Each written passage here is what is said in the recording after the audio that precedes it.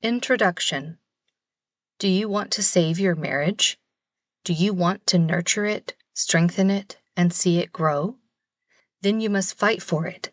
That is the essence of this book, a call to action. Instead of fighting against your spouse, fight for your marriage by practicing biblical principles.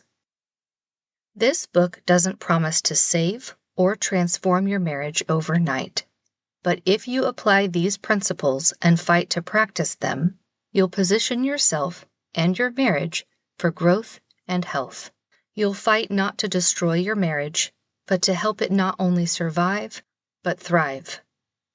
Shouldn't our marriages be improving in health and vitality every year? Why don't they? Self, sin, Satan, and society pose constant threats and dangers. Instead of fighting against these external forces, we often end up fighting each other. This is a losing strategy. As Bob Newhart famously advised, stop it. Instead, fight for your marriage. Make a paradigm shift. Resist fighting against your spouse and instead fight for your spouse and marriage. FIGHT is an acronym for F. Focus on loving, not being loved. I. Initiate personal transformation. G. Grow in intimacy with Christ and glorify Him.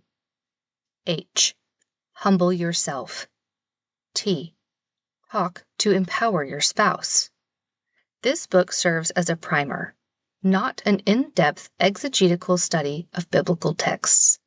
It's not a comprehensive tome on marriage counseling. There are already excellent books like that available. This book is short, sweet, and scriptural, an encouraging guide on how to fight for your marriage. Think of it as basic training to prepare you for the front lines, reminding us and calling us to recommit to a specific way of doing marriage. It's a call to action, not for your spouse, but for you. So fight for your marriage, not against it. Is the term fight too harsh or awkward for the title of a book on marriage?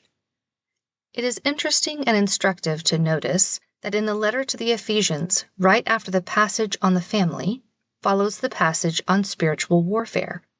One of the main fields of battle in spiritual warfare is marriage. May we pray and fight for our marriages.